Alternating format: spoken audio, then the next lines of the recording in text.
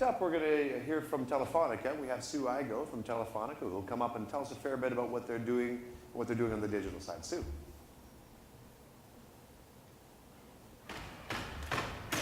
There's your music. Right.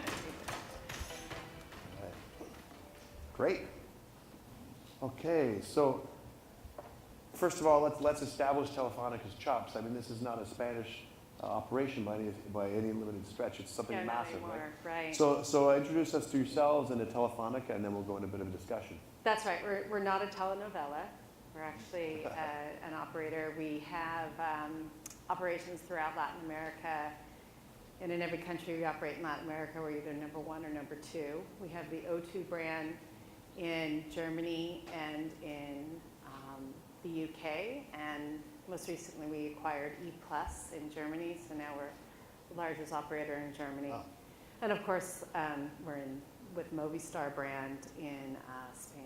Yeah, so big operations, and your fixed operations are limited to Spain, is that correct? We have some fixed operations in Latin America. We're just working on something else in Brazil right now. So we do have some fixed line operations, and I think we'll continue to grow in that area. Now, one of the things that strikes me about Telefonica, and I briefly did some work with Telefonica in terms of scouting Silicon Valley and stuff, but that was years ago. But is that it's subject to a lot of reorgs and shifts, and so I'm watching these, and sometimes they're pretty interesting. It looks like, hey, that's a really like spinning off of Telefonica Digital to kind of try to be more forward thinking, but then it got pulled back in to the head office. So just catch all of us up on what's going on, how digital is being treated within Telefonica right now. Yeah, let's hope I'm up to speed too. It happens so often. I think essentially Telefonica Digital was created because we recognized as a company that the ecosystem was changing, and that the position of the operator was changing, and we wanted to have a say in that ecosystem. And by pulling out Telefonica Digital, our intent was to build, partner, invest in anything that would help bring us to the next level, and then to commercialize, the next level being becoming a digital company, playing in that ecosystem in a more impactful manner, and then commercializing those efforts. I think Telefonica Digital was seen as, which I was a part of when I got hired, was seen as a success really, but no longer needed to be a separate unit. It needed to come back into the company. And in doing so, we've also started to, and I've seen this very directly when it comes to partnerships and investments, we have a far more collaborative relationship with the operating businesses. I mean, you have close to 20 operating businesses around the world in a multitude of languages. To take a global initiative to the operating businesses was difficult before. This new structure is far more conducive to bringing those opportunities to the operating businesses. Great. So you're head of business development for global partnerships. Where does that put you geographically? So I'm located here in Mountain View, and the reason we brought the office here a couple years ago. We made an acquisition with a company called Jaja. Then we brought the investment arm, the VC arm here, and then global partnerships. We've made some other investments as well as acquisitions. We also have close to 200 people now in our TalkBox offices up in San Francisco, which was an acquisition that we did here in the Valley. My understanding is that Jaja acquisition was investment, then became an acquisition, and then it kind of got rolled into Telefonica at the core as opposed to kind of running as a separate enterprise. Yeah. So, I mean, that's an interesting little thing to talk about. So is that something that might be a common roadmap for a startup, is to sell in and be adopted and integrated into the telco? Well, I actually hope so. I mean, I actually think that Jaja was a success on its own as a VoIP company. It wasn't necessarily the reason why we acquired it. The technology is now used for a product that we call Tugo. Yeah. And Tugo has been quite successful in the UK and has been brought to Latin America, launched in Argentina.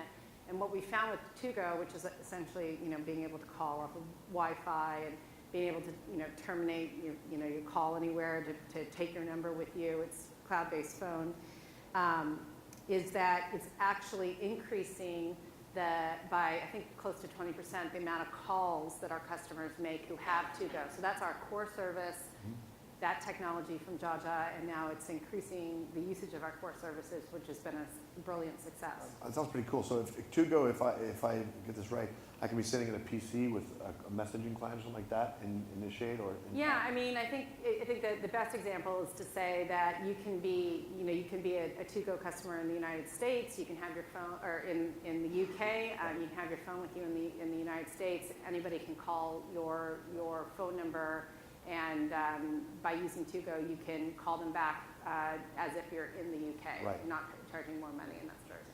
So that's kind of something that commonly is an over-the-top type of application like a Skype. Yeah. And so what you guys are doing with Telefonica Digital is exhibiting a willingness to build your own over-the-top or integrate your own over-the-top solutions and launch them as the carrier underneath. Yeah, we did, and we launched something called To Me too, which was like a WhatsApp, and it wasn't successful, and so we shut it down. Mm-hmm. But Tugo was, and we'll continue to do things like that. And I mean that's kind of the hallmark of willing to be innovative is you got to shut things down or you got to be willing to take the risks. One of the problems telecom typically has is they first of all don't take maybe the risk, but secondly once they take it, it's an established division and it's very hard to shut it down. So.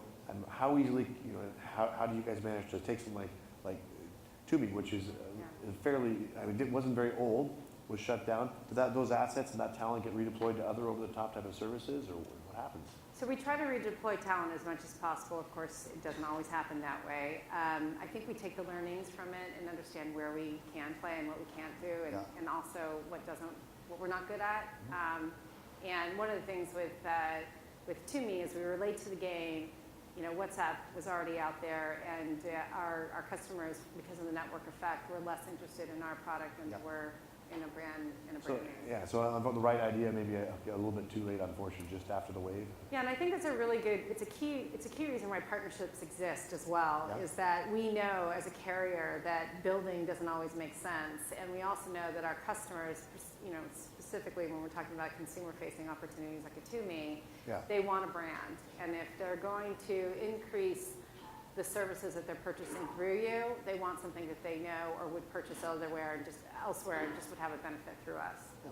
But do you think that, I believe that one carrier as a monolith in a big company can make the best effort at, if you were willing to say, we're willing to compete with ourselves, offer over-the-top messaging services that cannibalize SMS, as I think you guys did with that. Yeah. It's so difficult to offer the market's best solution because you're competing against everybody. The whole world of innovators that might come up with something, hit the right chord like a Facebook or a WhatsApp that really takes off with the consumer. So, do you find is it worth playing that game to try to kind of, because some of the times you'll do it and there's advantages you have in terms of media distribution. So should carriers be playing that game and trying to invent it, or should they just be looking for partners? Obviously, sitting on your hands has not been successful for as carriers for a decade. So which of the two should we do? Partner or try to build some of these as carriers? I think it has everything to do with timing and opportunity. I think if you can find the right product and the timing is correct, I think Latin America offers an incredibly rich market for us because we have so many people coming on to smartphones now who don't know what the smartphone experience is. And if you're putting something in front of them, because we have our distribution power, that maybe is new to the market even here. They may latch onto it there faster than they do here because there's more clutter or there's more clutter in the UK. Right. And we're finding that it has a lot to do about timing and obviously quality of the product. And I'd also say that the Latin American market sees the Movistar brand, sees the Vivo brand much differently than we see brands here in the States, or even that the O2 brand is perceived in Germany. They actually do trust us to bring them things that enrich their life. So I mean, there's an element of trust for the North American brand, say as well, in terms of it's not a company that's trying to rip me off, but there's so that's kind of trust. Like we think financial transactions fit with the carriers because there's that kind of trust.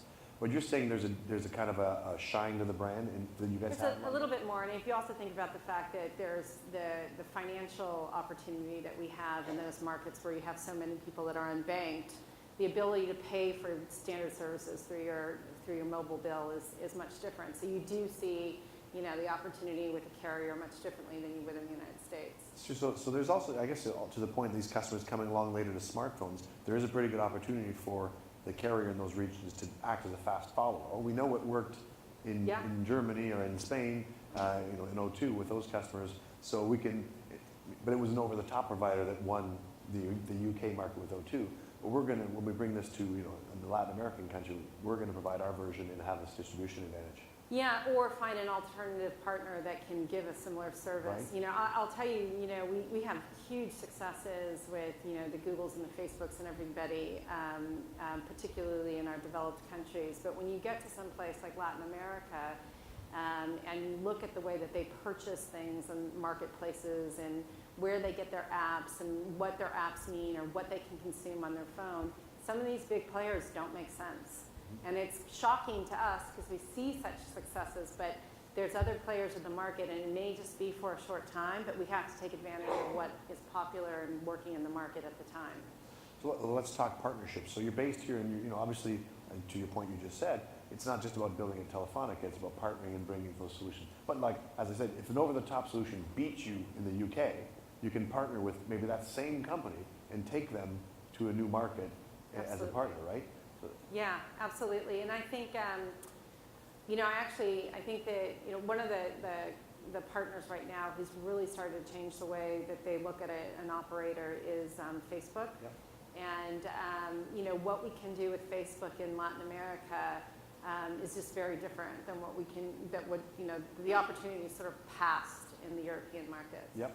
Is that what Zuckerberg was talking about, a Mobile World Congress, where he was proposing that they could basically 1-800 the data charges, like where Facebook and Telefonica would offer these limited Facebook services to get customers to start using data services, which might be a good lead into other things you could offer. Is that? Yeah, it's sort of that entry gate experience to more data usage. Yeah, and really using the carrier as a partner as opposed to just saying, hey, go zero with our stuff because everybody wants it. And that's been really helpful. So there's, once again, both companies, Facebook and the carrier, could benefit from the Facebook usage itself, but then furthermore, it's a gateway into a bigger data package. Right? Which is great for both companies. Yeah.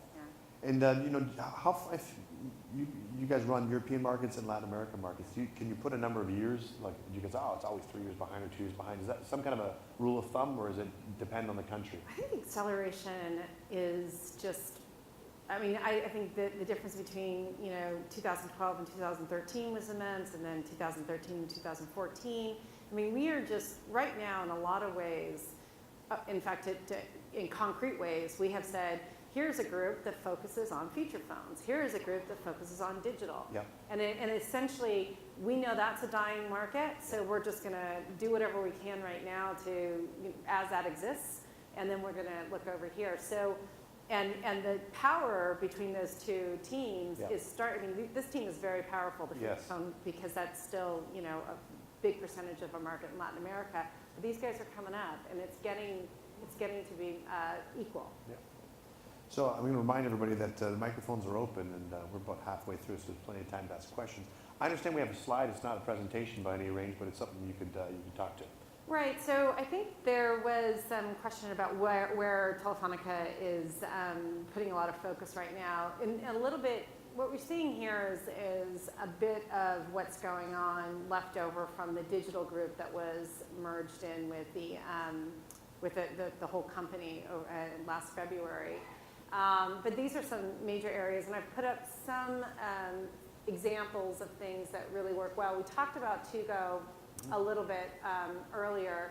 I think one of the real interesting areas that my team dabbles in is also around big data and building products with our data set that can then be sold from by another entity.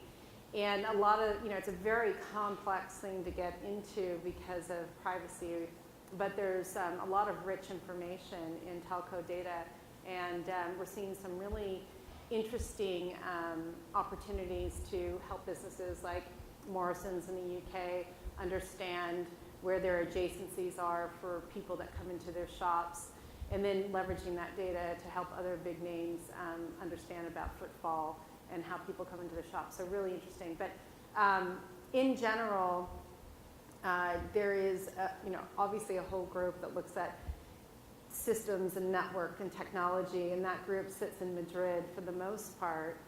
And our group will look at sort of the fringe opportunities in those areas, as well as consumer-facing opportunities, and then the B2B opportunities. Good. So now that you're based in Silicon Valley and you're seeking a partnerships worldwide, though, right? No. Do you have field staff in a bunch of different regions, or is it kind of done from here in Spain? No, definitely. We have people that are located in the Latin American markets, mostly in Bogota and Sao Paulo, Yeah. and then Madrid, the UK, and London, and here in Mountain View.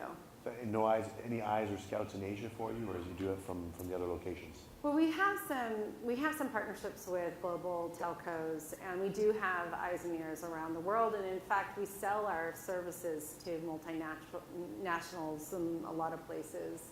So we're sort of everywhere, but as far as partnerships are concerned, most of the innovation is driven out of Mountain View. Wow, phenomenal. Yeah. It's good for us, at least, Yeah. here in the Valley. So what kind of, I mean, I don't know what you can mention, what you can't mention. What kind of partnerships and deals have you seen, and like, so we can, like, company names, kind of examples in the past couple of years out of Silicon Valley? So last year for consumer facing, we did a really interesting deal with Napster Music Service. And so essentially we took an equity stake in Napster, and then through distribution, was able to increase that stake with Napster as we increase the footprint. Napster is now in almost every single one of our operating businesses, and has become truly a global partner. And what's interesting about Napster is that it doesn't just meet our need to have, a value-added service. That value-added service hits our goals around prepaid plans, our goals around postpaid plans, our goals around, bringing people on to data plans. It's helping with our LTE network sales. It is a partnership that touches multiple aspects of the consumer-facing business and helps a lot of the propositions globally that different marketing directors are trying to achieve. One of the cool things about